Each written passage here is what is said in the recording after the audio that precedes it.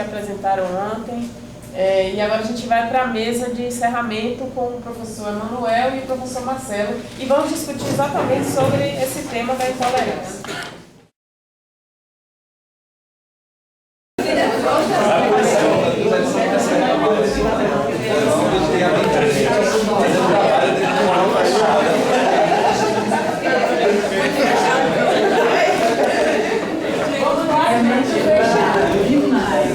Okay. Boa noite.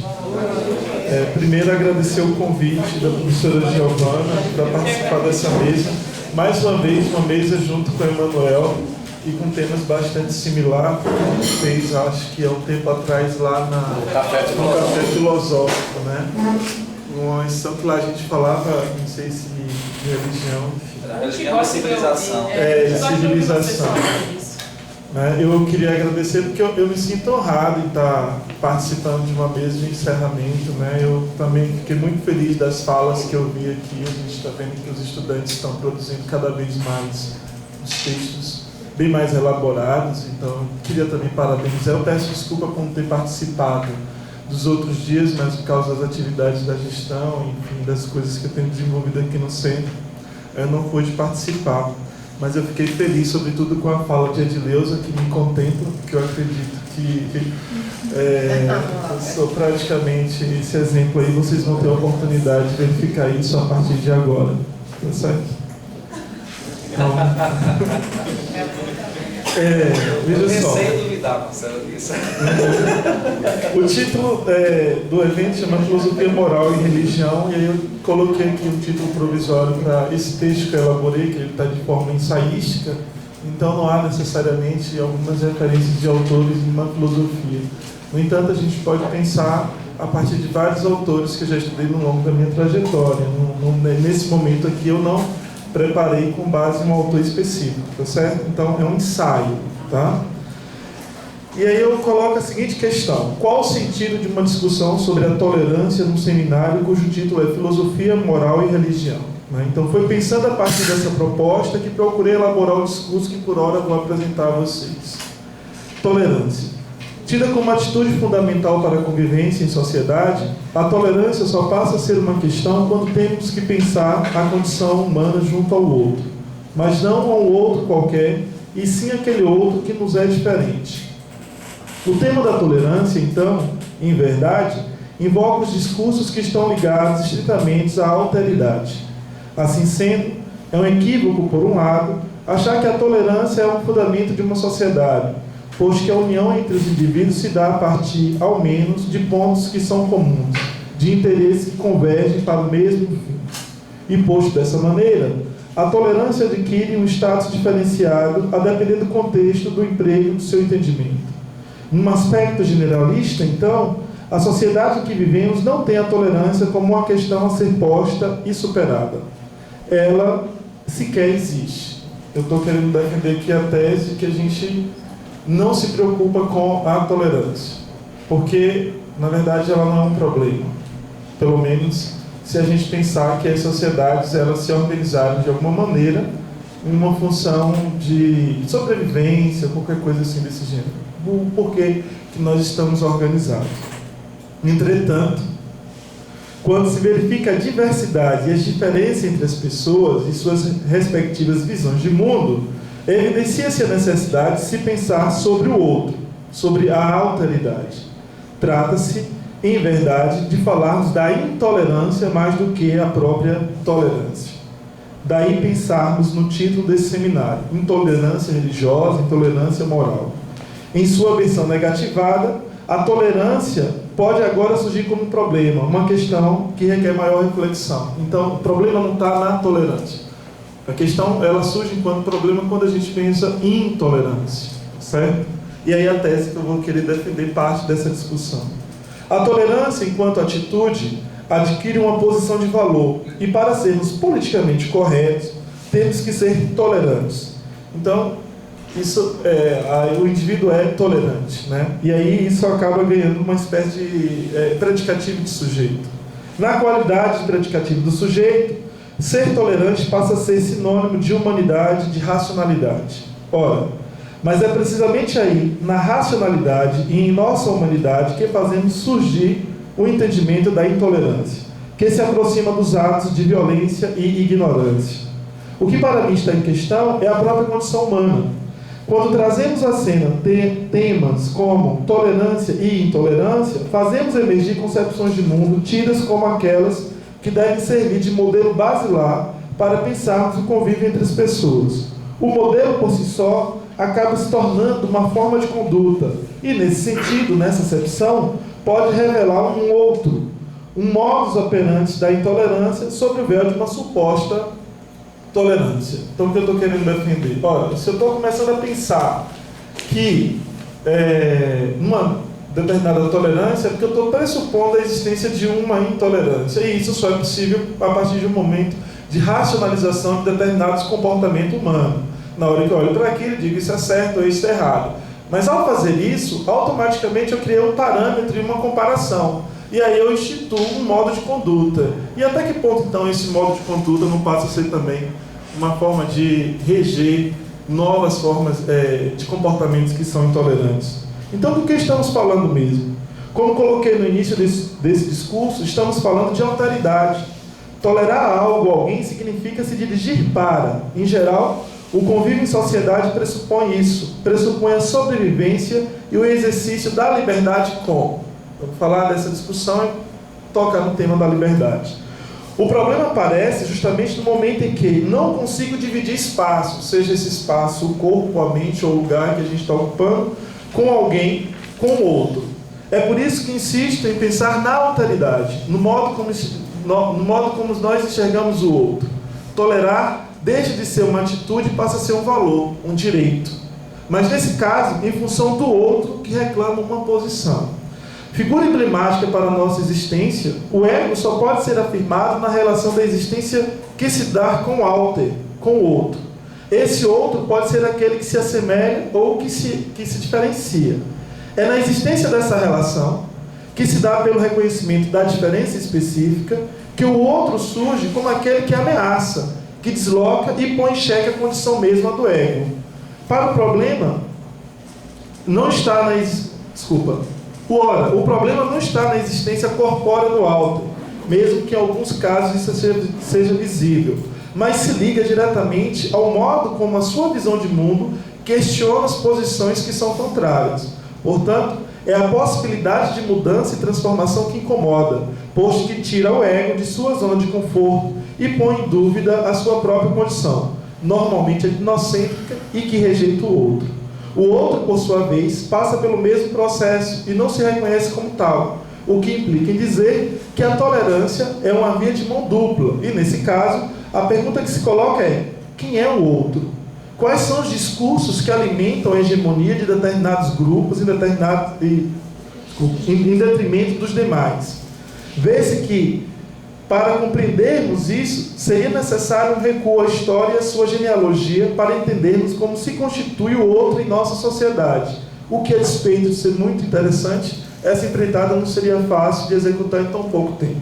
Porém, para abreviar e permitindo uma utilização em primeira pessoa, eu vou dizer que o outro é aquilo que eu não sou.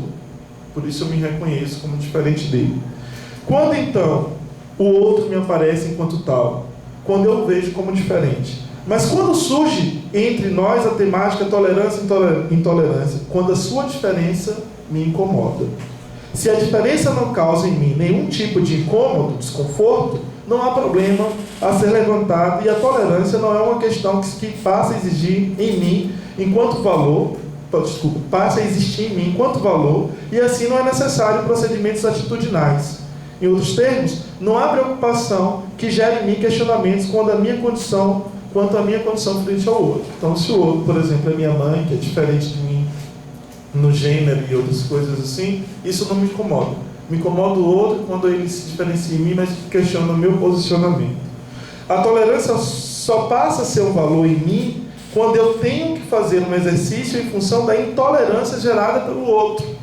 Isto é na reflexão sobre a condição do outro frente à minha, que me põe à disposição para ser ou não tolerante. No fundo dessa prática tolerante, há em verdade a tentativa do ocultamento da intolerância. Nesse sentido, a existência da tolerância enquanto valor só é possível em sociedades em que reconhecem a intolerância como sendo algo constitutivo da condição humana. Se você não reconhecer que existe intolerância, não tem que pensar então na existência da tolerância enquanto valor para a gente poder praticar essa suposta tolerância. O reconhecimento da intolerância nessas condições pressupõe, no mínimo, a reflexão sobre as próprias atitudes, o que pode revelar uma tentativa de mudança. É justamente aí, nesse momento, como se a verdade pudesse ser questionada, que é gerado o conflito, posto que a mudança não ocorre pela vontade de todos, mas pela vontade de um determinado grupo. Contudo, essa é uma discussão também que envolve relações dos indivíduos dentro de uma sociedade democrática. A questão que foi colocada aqui, se a gente, por exemplo, está se caminhando para uma sociedade mais aberta ou mais fechada, isso só vai ser possível ser pensado, no meu entendimento, também dentro de sociedades democráticas, porque sociedades que não são democráticas não há espaço sequer para uma discussão como essa que é feita aqui, né? Porque não há o reconhecimento da intolerância. Em sociedades tradicionais, por exemplo, aquelas que têm uma matriz teológica como balizamento de suas relações sociais e políticas, pouco espaço existe para debates dessa natureza, o que inviabiliza uma discussão sobre a tolerância. Ou seja, a intolerância que enxergamos nesses espaços não passa apenas de hábito ou costume, numa palavra, a moral do lugar. Mesmo que a moral seja relativa e se transforme ao longo do tempo, o exemplo dado revela o quanto a reflexão sobre a moral é algo localizado em determinadas sociedades. É o que nós vamos chamar de ética. Então não pense que essas reflexões são feitas em sociedades de cunho tradicional, como sociedades, vamos pensar assim, tipo muçulmanos, que eles não vão fazer esse tipo de reflexão que nós estamos fazendo aqui, sobretudo quando diz respeito à religião. Isso seria praticamente um grande afronto. Então, isso não se faz. Isso é típico de sociedades ocidentais. E quando eu dava aula de ética, eu sempre dizia que a ética ela é ocidental. Ela é algo do Ocidente, né? Nessa concepção. Ora, o que não quer dizer que as sociedades não tenham moral, né? Ora, voltamos aqui mais uma vez para o título desse seminário, Filosofia, Moral e Religião. Alguns filósofos se debruçaram sobre a temática, né? Quando a gente pensa sobre a questão da tolerância. Voltaire e Locke, por exemplo, na modernidade, preocupados com os rumos de uma sociedade esclarecida e embebecidos pela possibilidade de defesa de interesses locais e financeiros, procuraram defender a importância de se pensar numa sociedade mais tolerante. Mas qual, para quem e para quê? Né? Por exemplo, a defesa do Locke, nas suas cartas sobre a tolerância, se insere dentro de um contexto de uma Inglaterra que está em pleno desenvolvimento econômico e ele precisava pensar nessa sociedade a partir de uma relação de poder, né, e das formas de organização desse poder dentro dessa sociedade, onde ele vai pensar no poder executivo, legislativo e federativo, e ele queria, de alguma forma, lá permitir o desenvolvimento econômico da própria Inglaterra, enfim, daquela região. Né? Não é uma coisa assim, o cara está pensando em tolerância porque ele é um cara que está com a mente totalmente aberta, e ele, não. Você vê claramente também uma defesa de uma tolerância, mas com base numa religião protestante, que era que ele defendia. A filosofia, entendo, permite-nos, a partir da ética, enquanto moral reflexa, pensar na tolerância, considerando as relações entre os indivíduos nas suas respectivas sociedades e entre elas. A atitude de refletir sobre o próprio comportamento é característica do filosofar e pressupõe uma racionalidade que constitui o homem enquanto ser racional, ou melhor, enquanto ser gregário, formado pela linguagem, pelo logos, dá ao homem sua condição de civilidade e pressupõe o respeito entre os indivíduos no espaço público. Ora, mas essa condição, essa civilidade, possui uma história e traz consigo uma noção de humano, no caso aqui, uma compreensão racional, que a princípio também não existe, foi construída na tradição do Ocidente. A tese que está com um pano de fundo no debate que envolve a tolerância é, na verdade, a condição do homem. Então, a pergunta que a gente deveria tentar responder, de algum modo, é o que é o homem? Eis a questão que é posta para ser pensada. É uma discussão antropológica que poderá servir de guia para pensarmos na tolerância e na intolerância. E quando eu falo aqui da questão do espaço público e dessas discussões e dessa sociedade democrática, etc., do Ocidente, basta ver a condição do homem, Aí quem quiser se aprofundar nessas discussões, basta ver lá a condição... acabou de correr o título da obra da Hannah Arendt, A Condição Humana, né? E ela vai colocar questões desse gênero, né? E dessa questão da própria reflexão da atitude do indivíduo para com o outro. Isso não é algo que qualquer um faz, né? Só quem faz é quem pode refletir. Na discussão mesmo que ela faz sobre o caso do Eichmann, ela vai dizer, né, o cara não tem nenhum problema, né? Ele não é louco, ele não é doente, ele só não pensa. E é dessa reflexão que eu estou falando. Então é uma discussão antropológica. Também aqui a empreitada é grande e a gente não vai conseguir dar conta disso. Contudo, se considerarmos que o homem compartilha e precisa compartilhar o mundo para sobreviver junto com os outros, e se isso é fundamental para a formação e permanência das sociedades, uma coisa é certa: precisamos fazer acordos para garantir a nossa sobrevivência, e a partir disso é também preciso reconhecer que não somos tolerantes, ou seja, que a intolerância é algo pertencente ao gênero humano, mas que precisamos constituir a tolerância enquanto processo racionalizado como valor comum para nos dar garantias e direitos, a fim de não tirarmos a dignidade e nem o direito de viver das pessoas que são, a nosso ver, os outros. A filosofia, tal como em sua origem na Grécia Antiga, enquanto instância racional, pode servir como mediadora nessa empreitada. Os gregos já haviam enxergado isso e entenderam que só a autonomia da razão pode dar ao homem garantias e retirá-los de situações de relativização que pressupõem ordenamentos sociais desconfortáveis que prejudicam a vida pública a partir dos interesses privados. Compreenderam que a fuga da ignorância, a busca pela verdade, pode ser o caminho para adquirir o conhecimento necessário à vida em sociedade, saindo de uma realidade aparente para uma vida real, na qual as pessoas possam ter os mesmos direitos. A morte de Sócrates, por exemplo, expõe o quanto o Estado pode ser violento e não tolerante. Expõe como o Estado não pode ser visto como instância soberana nas relações entre homens, como pode também nos conduzir ao engano. A filosofia, nos dias de hoje, cumpre papel semelhante. A partir da racionalização e do entendimento do mundo, ao menos em parte, a filosofia permite-nos perceber os processos de violência que estamos imersos e pode apontar para caminhos distintos, onde a valorização da vida se torna condição sem a qual não podemos mais pensar a existência do homem enquanto espécie. E eu estou colocando aqui a filosofia em função do título: filosofia, moral e religião. A questão que se colocará em todo caso é o método que utilizaremos para pensar nisso, conviver com isso. Para mim, é importante o entendimento da subjetividade, a compreensão dos processos pelos quais o indivíduo se torna indivíduos e indivíduos de grupos. Quando fazemos isso, estamos dando um primeiro passo para compreendermos as formulações de visões de mundo. Trata-se de uma compreensão antropológica necessária para o reconhecimento das diferenças, sem, contudo, cairmos no relativismo protagônico do homem como medida de todas as coisas, mas para colocarmos em cena a relação entre as subjetividades e a formação de identidades na sociedade em que se vive.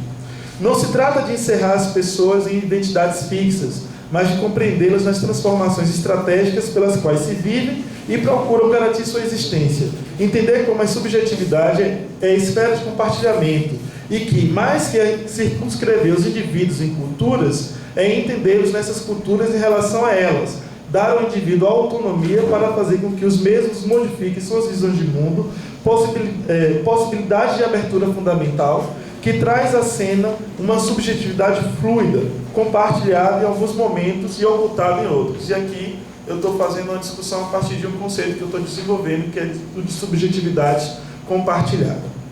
Assim, quando uma subjetividade encontra outra com a qual se pode compartilhar determinados valores e práticas, certamente ela se realiza em sua autonomia no processo de constituição de outros modos de pensar e refletir, o que pode levar ao reconhecimento da existência do outro que sou. Sendo o outro, do diferente, pondo-me no lugar do desconforto, né?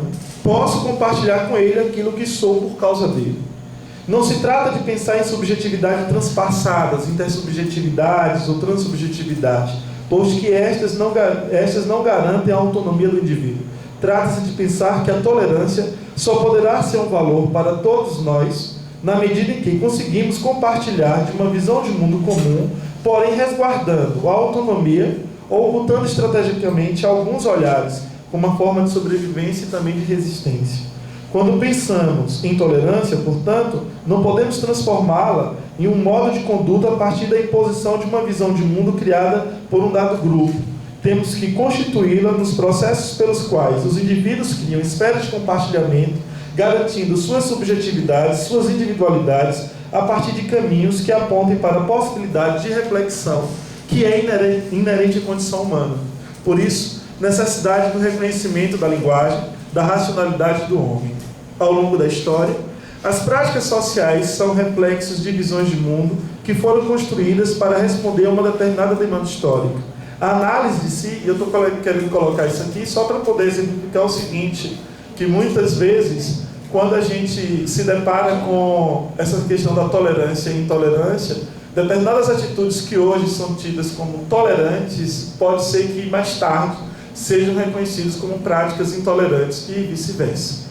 Ou seja, os discursos, a linguagem, o modo como a gente olha para a história, isso pode modificar o nosso olhar. A perseguição aos judeus no Brasil, a expulsão deles,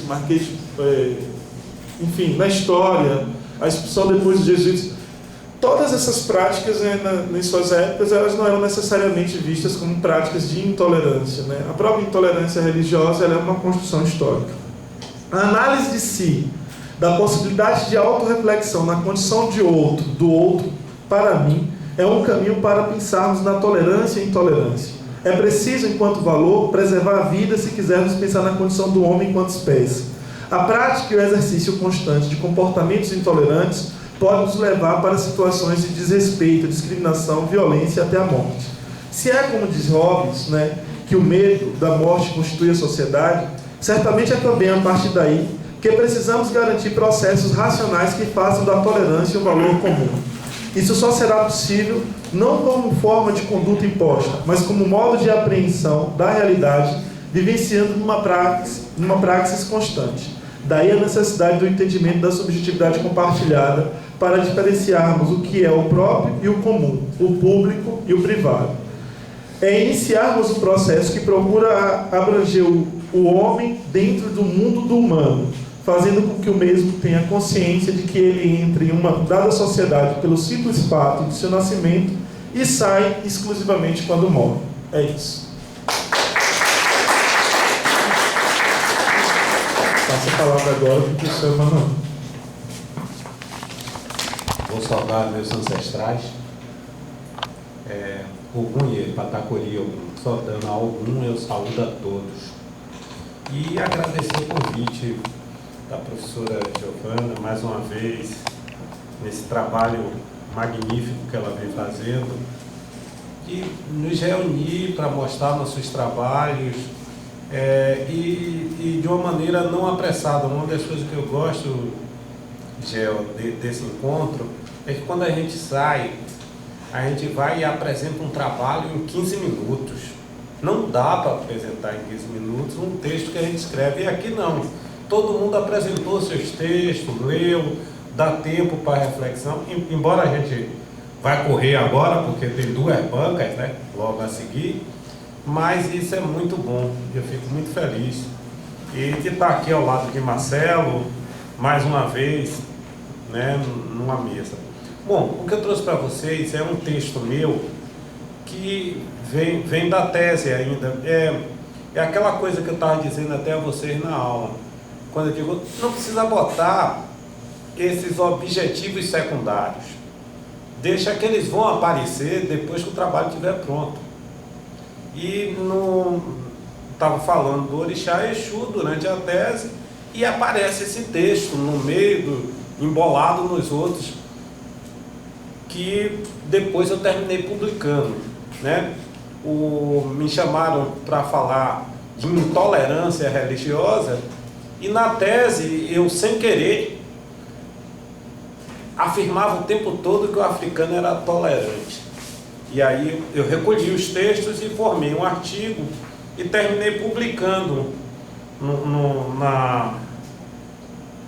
lá na UFC, nos Diálogos Intempestivos, e até numa edição comemorativa. Eram 10 anos, foi em 2011 isso, e o número do livro é 100. Aí terminei publicando lá isso, né? Bom, vamos lá, o texto é longo, espero que vocês tenham paciência. Tolerância, do africano à afrodescendência. Ou seja, a tese que eu vou provar durante o texto é que o africano e o afrodescendente são tolerantes por natureza. Eles não são intolerantes como os ocidentais são. Muitos estudiosos do assunto dizem que essas relações sincréticas, frutos da formação de uma identidade, foram estratégias do escravo negro para sua sobrevivência de busca do poder e da liberdade.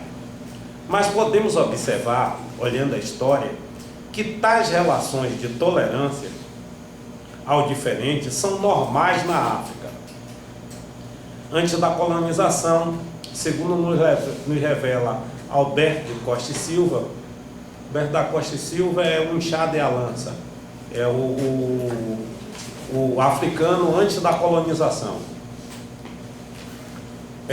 Na página 531, que na formação do Benin, depois do rei Uodo havia sido deposto, houve um longo período sem reis, em uma disputa acirrada entre vários chefes, que acharam como solução recorrer ao reino estrangeiro do Ilê-Ifé para que lhes enviasse um soberano de estirpe estrangeira para casar com sua filha, com a filha de um dos chefes locais.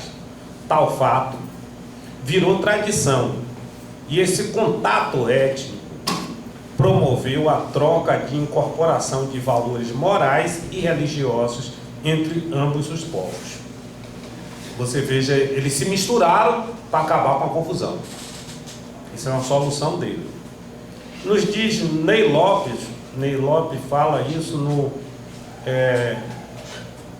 Bantus, Islã e Identidade Brasileira, 2006, nos conta da influência do Islã e da troca de valores e incorporação de princípios ritualísticos do Islã na religião ancestral africana. A cultura islâmica penetrou na África através de incursões árabes e se tornou mais tarde de suma importância na formação da identidade africana e, consequentemente, na afrodescendência. Dentro do candomblé, dentro da religião dos orixás na África e dentro do candomblé tem muito da cultura islâmica. Por exemplo, isso de se curvar e bater a cabeça no chão para a mãe de santo, isso é do Islã. De usar branco, de lavar as mãos, isso é tudo veio do Islã para dentro do candomblé, foi incorporado, né? Aí diz Ney, mas é o advento do Islã que de fato nos árabes começam a se estabelecer no continente africano, iniciando a partir de 629 o processo de islamização, embora já em 622, em Pena Égera, seguidores de Maomé, segundo consta, tenham pedido asilo ao rei de Exum na Etiópia. Em 639, chegaram ao Egito e iniciaram sua obra de conversão. Entre avanços e recuos, num confronto por vezes até violento com a religião tradicional, o Islã vai se impondo, intercambiando com essa religião aspectos fundamentais. Após a unificação dos Estados Árabes, a espada de Alá conquista a África, chegando ao Atlântico, estabelece uma comunicação entre culturas e nós vamos presenciar em terras brasileiras com os malês, sua organização religiosa e a revolta dos búzios de cunho libertário e político. Na última metade do século XVIII, as convulsões ocorridas no oeste africano, como já tivemos a ocasião de observar, resulta na vinda para a Bahia, entre outros, de grande contingente de negros, uçais, fulames, inupes e tapas. Chegando a Salvador esses negros, em geral islamizados, portadores de um grau considerável de escolaridade e consciência política, com visão e experiência militar, com maior capacidade de organização e conhecendo técnicas mais novas na fabricação de arma, provavelmente transmitiram a outros negros, juntamente com as informações sobre que se passa na África o germe da revolta e da antissubmissão. De fato, essa mistura cultural que somos vem se forjando nesse contato desde sempre com o diferente, construindo aos poucos o que somos hoje, fruto da pré-história, da cultura norte, até encontrarmos caminhos mais recentes, dos quais não nos furtamos, devido à nossa qualidade exuriana de comunicação. Tal sincretismo, aceitação do outro e tolerância faz parte da própria dinâmica do candomblé, que está em constante movimento, instituindo novos saberes, transformando outros, transformando-se, reinterpretando-se e ressignificando a si e a outras religiões, criando estratégias de sobrevivência e ampliando identidades, sendo em si mesmo multirreferencial, abandonando de uma vez por todas os conceitos de pureza, de identidade tradicional fixa, sendo que, depois do encontro de religiões, aqui no Brasil, nenhuma delas é mais como era antes. Exu também mudou, transformou-se, contaminou a tudo e a todos. Também foi contaminado por aqueles que estiveram em contato com ele, sendo e fazendo ser no outro não mais um igual, e sim um único semelhante a si próprio, o espírito do encontro, o espírito afrodescendente. Desse ponto de vista, não existiria tanto uma identidade única, fixa e rígida, mas múltiplas e cruzados processos de identificação, gerados por contextos interlocutores específicos. Nessas interações sociais, certos sinais diacríticos, fluidos e flexíveis, seriam valorizados em função da utilidade e de uma determinada identificação, de acordo com as preferências de interesse no momento.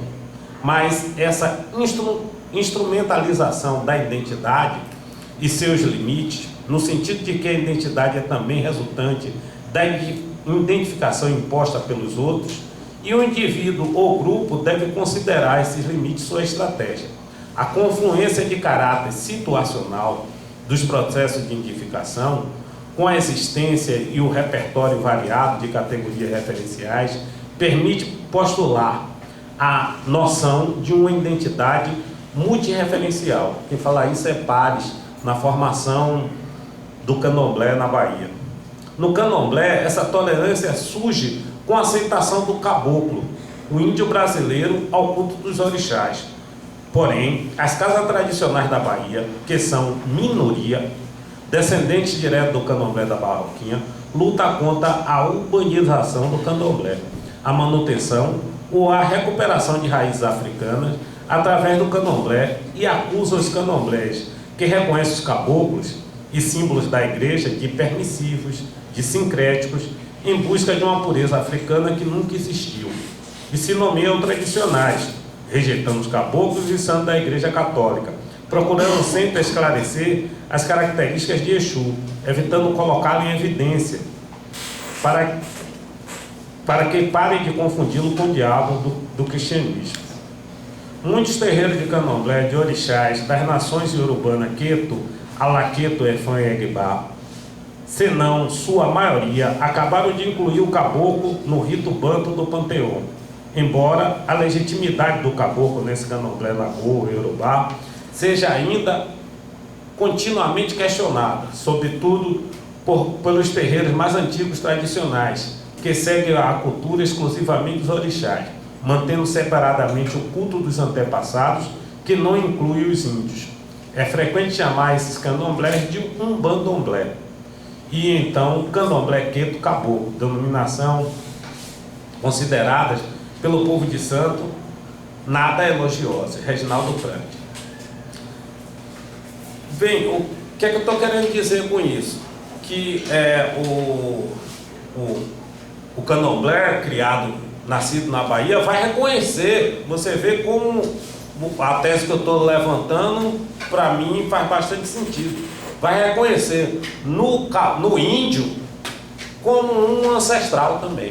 E vai aderir ao caboclo para dentro dele, embora com resistência de alguns candomblés. que são minoria. Falar de Exu ser o principal não significa aqui subestimar a importância dos orixás. No entanto, quer dizer da necessidade de Exu para a realização do culto dos orixás, onde esse leva e traz as mensagens e voz e funciona como intérprete linguístico dos orixás. No oráculo, é ele que responde. Quando a mãe ou pai de santo consulta o buzo, além do papel que esse desempenha de regência do cosmos, a visão dos urbanos, onde é parte individual e energia vital de cada ser, sendo que Olodumaré, parte constituinte do todo, que há no Orum e no Aê. Cabe a ele levar as oferenças dos humanos aos orixás.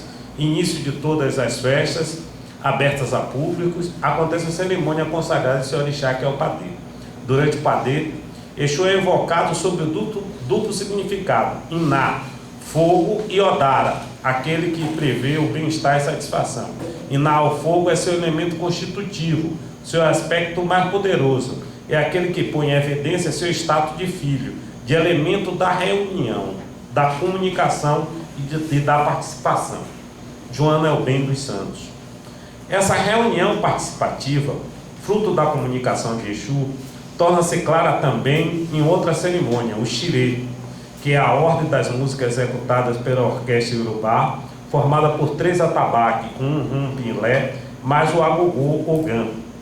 A execução das músicas forma-se de uma grande roda, onde os egomes, filhos e filhas de santo, entram em transe recebendo orixás, dono de sua cabeça, para em seguida vesti-lo nas suas cores e insígnias, sempre dançando e cantando. Esse é outro grande exemplo de tolerância. Porque o que é que acontece? Eu vou antecipar a parte do texto, que eu já conheço ele bem. O que é que vai acontecer para a construção do candomblé na Bahia? Vamos tentar voltar ao século XII. Você tem dentro da Igreja Católica uma grande briga entre monges islandeses que queriam o catolicismo fechado para si e só através da catequese e iniciação que o cara podia se tornar católica, e um embate entre ele e um papa, um dos mais famosos, o Papa Gregório II. O Gregório quer estender, e graças a ele o catolicismo é o que é hoje, ele é o marqueteiro do catolicismo. Ele quer estender o catolicismo a todo mundo. Ele quer que todos possam ser católicos. E ele vai criar 2 coisas que é fundamental para isso. A primeira coisa que o Gregório vai criar é o calendário gregoriano que a gente conhece. Todo dia é dia de um santo. Então você não tem para onde fugir. Se Gregório tivesse aí hoje, esse encontro aqui nosso seria em comemoração ao dia do santo do dia. Tem um santo do dia, ele criou esse negócio. E depois ele criou outro negócio interessante, que são o que a gente conhece como irmandades. Ele vai criar irmandades pagãs para incluir todo o paganato europeu da época na igreja. Ou seja, quando dia de Nossa Senhora da Conceição, estava o cara lá pagão, fazendo a festa da colheita dele, sem ter nada a ver com a Igreja Católica, Gregório dizia: não, você está comendo, essa festa é no dia santo de Nossa Senhora, e vocês fazem, mesmo leigo, fazem parte da Irmandade de Nossa Senhora, e incluíam esses povos e essas festas, os pagãos, à igreja. E com isso ele foi disseminando a igreja pelo mundo. Vamos voltar agora para o 18, escravidão, Brasil, né? Quando os negros são escravizados, eles perdem o feeling da religião dos ancestrais, que é a família. Porque os negros são escravizados e são divididos, parte vai para o Rio, parte vai para... São levados para cada lugar de acordo com o interesse do patrão, primeiro, de manchar os bolinhos, e depois, necessidade de mão de obra, né? E com isso se perde a família ancestral, se perde a religião. O que é que existia na África? Existia na África a religião dos orixás.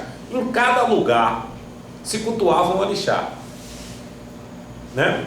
E quando chegam aqui no Brasil, eles perdem os laços consanguíneos e perdem essa condição de único, né? São vários negros, vários orixás misturados. Eles vão encontrar isso na Irmandade. Eles vão encontrar isso dentro das Irmandades, né? Essa condição de ser irmão, de retornar aos laços, vai ser posta dentro da igreja. E dentro da igreja, constituindo essa nova irmandade, eles já começam a ter uma outra dificuldade. Não é mais um orixá, são vários orixás. E os afrodescendentes têm uma saída belíssima, que é o xirê. Já que a gente somos vários, a gente vai dançar em círculo, porque toda vez que você vai para o círculo, no círculo não tem supremacia de um sobre o outro. Então o que é o candomblé? É uma reunião de vários africanos no Brasil para fazer um culto diferente, não é mais a um orixá, há vários orixás que dançam em círculo, para que um não se sobreponha ao outro. Não tem nenhum orixá mais importante do que o outro. Eu acho por isso, para mim, uma grande lição de tolerância. E engraçado, com a solução da igreja do outro. Porque se fossem tolerantes, eles nem adentravam a igreja para criar o candomblé. Esse é um dos exemplos. Outro exemplo que eu achei tá no texto, eu vou fugir do texto, ele é muito grande. Eu achei em Edson Carneiro, Quilombo dos Palmares, um clássico sobre quilombo no Brasil. No Quilombo do Palmares estava tudo que a sociedade da época não tolerava: homossexuais, prostitutas, e o mais interessante que eu achei no Edson Carneiro, os evangélicos, os neopentecostais, porque a Igreja Católica era soberana no Quilombo dos Palmares. Neopentecostais? Sim, não neopentecostais, os evangélicos da época, né? O pessoal que veio da Europa, daquela cisão entre a igreja, né? Que queriam, né, evangelizar também no Brasil. E como a igreja era soberana, eles não tinham lido John Locke, né, naquela época. A igreja do Brasil era quem mandava, e a religião era católica. Botaram os evangélicos para correr. E o quilombo aceitou tudo que era excluído Isso é um exemplo de tolerância danado. Não sei se por causa da situação que eles estavam, mas no quilombo tudo prosperou de uma certa maneira. Um outro exemplo de tolerância que eu achei, quem me conta isso é Mist e Pist, dois antropólogos. É a participação dos negros na formação da afrodescendência. Eles vão dizer o seguinte, Mr. Spicer, ele vai dizer: olha, os negros, eles, embora, como Zé João coloca muito bem, talvez por isso a gente faça uma confusão, Zé, são várias Áfricas, mas as Áfricas têm um pertencimento comum. A África não se exclui. Um exemplo bastante rápido: quando existia uma guerra de uma tribo africana, o vencedor incorporava os deuses da religião do outro. Ele não inclui. O Mississippi vai dizer: olha, embora fosse Tapas, Jeje, Fões e bastantes negros em toda a América Caribenha, eles tinham um sentimento em comum para eles. O que não distinguia ele dos outros, como há uma distinção na Europa. Estão todos juntos, mas português é português, francês é francês, inglês é inglês, alemão é alemão, e não se misturam. Eles não acham que tem uma base comum. Aí o Pisse vai dizer: é tão assim que o negro, além de fazer a cultura tropical, ele fazia toda a cultura de subsistência. É por isso que a afrodescendência vai se impor a gente, mesmo nos brancos, né? Todos os brancos são afrodescendentes. Por quê? Os negros faziam toda a colheita a cultura de subsistência. Então, o que a gente come é afrodescendente. Aí não tem pra onde correr. Os negros plantavam e ainda amamentavam as filhas. Você já pensou numa situação dessa, de você escravizado, amamentar a filha de quem está lhe escravizando? E por isso a nossa língua, o nosso português é banto. Nosso português não é o português de Portugal, né? Nós falamos um português misturado com a língua africana, porque a língua, aí os linguistas podem me ajudar, a língua é mater, a língua é materna, a língua vem da mãe. Se as mulheres portuguesas não fossem tão preguiçosas em amamentar seus filhos, talvez a gente falasse português de Portugal, né? A gente ficou corrompido pela África. E depois, a formação de nossa cultura musical. O Mr. Peace vai dizer, ó, além de plantar, cuidar do filho, não sei o quê, quando era sarau de noite, quem tocava eram os negros.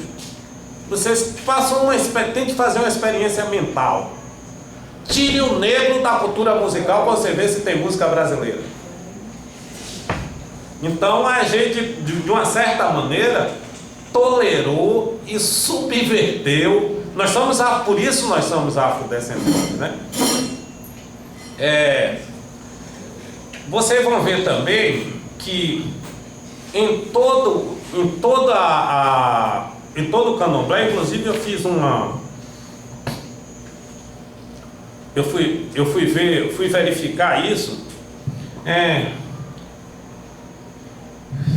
Estão num salão de candomblé, numa casa queto, onde símbolo diferente é a religião, estão juntos na mais perfeita harmonia. Isso é um salão de candomblé queto. Veja bem, no terreiro Ile Kaió Alaquetu Axé Oxum, pode observar que no salão tem uma foto, além de uma foto da falecida mãe de santo, Dona Baratinha, vários quadros, uma foto do Padre Marcelo Rossi,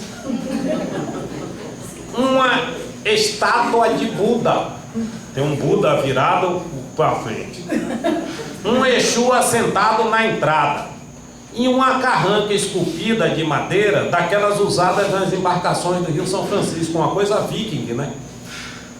Um retrato da cabocla Jurema, um coração de Maria, né?